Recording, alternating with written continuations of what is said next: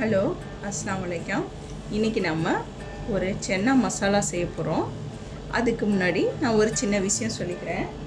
மன மகிழ்ச்சி என்பது வேறு, மன நிறைவு என்பது வேறு. மன மகிழ்ச்சி என்பது நல்ல வேலை, நல்ல அழகு, நல்ல புடவை, நல்ல நகை மற்றும் நம் பொருளாதாரம் இவை சார்ந்தது. மன நிறைவு என்பது நம் எண்ணம், செயல், அன்பு, அக்கறை இவைகள் சம்மந்தப்பட்டது. ஓகேங்களா? இப்போ நம்ம சமையலுக்கு போகலாம். நான் இப்போது சென்னா மசாலா செய்கிறதுக்கு 1/2 கிலோ சென்னா எடுத்துருக்கிறேன்.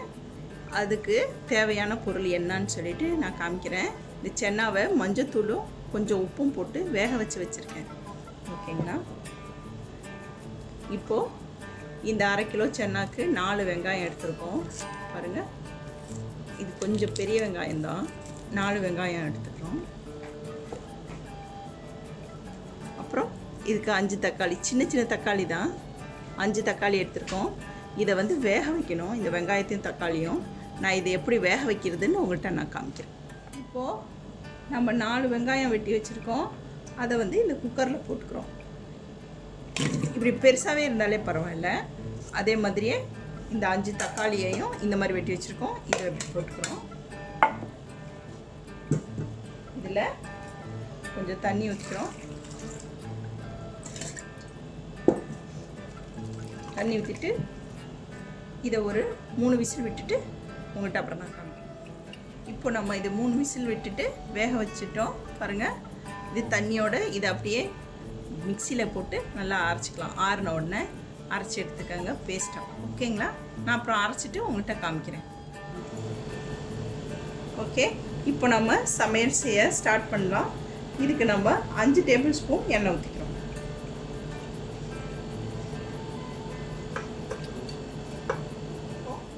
ஜீரகம் நம்ம 2 டீஸ்பூன் போட்டுக்கிறோம்.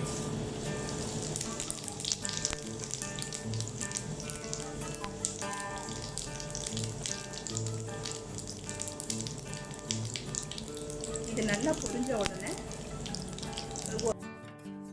1/4 கிலோவுக்கு 1 டேபிள் ஸ்பூனு, அப்படி 1/2 கிலோவுக்கு 2 டேபிள் ஸ்பூன் போட்டுக்கோங்க.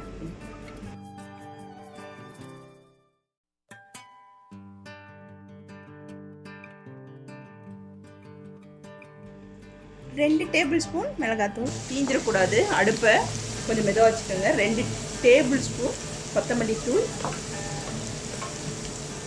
மஞ்சத்தூள் ஒரு 1/2 டீஸ்பூன், கரம் மசாலா தூள் 1 டீஸ்பூன். எல்லாத்தையும் போட்டு இதில் நல்லா வதக்கிக்கோங்க. தீஞ்சிடாமல் பார்த்துக்கோங்க. இப்போ நம்ம அரைச்சி வச்சோம்ல வெங்காயம் தக்காளி, அதை இதில் போட்டு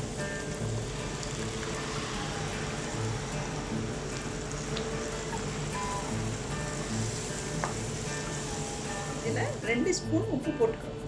2 டீஸ்பூன்.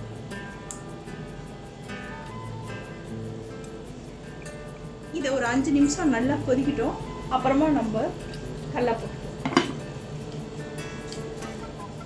இப்போ பாருங்கள், இது நல்லா கொதிக்குது. நம்ம வேக வச்சு வச்சுருந்தோம்ல இந்த கடலையே இருக்கு. இது 1 டேபிள் ஸ்பூன் இதில் சுகர் சேர்த்து. ஓகே, நம்ம சென்னா மசாலா ரெடி ஆயிடுச்சு. நம்ம இதில் லெமன் ஜூஸ் ஒரு லெமன் புரிஞ்சுக்கிட்டோம், அதை இதில் ஊற்றணும்.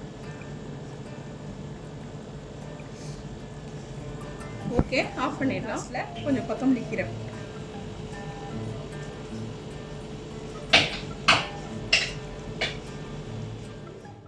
நம்மளோட ரொம்ப ரொம்ப டேஸ்டியான சென்னா மசாலா ரெடி ஆகிடுச்சு.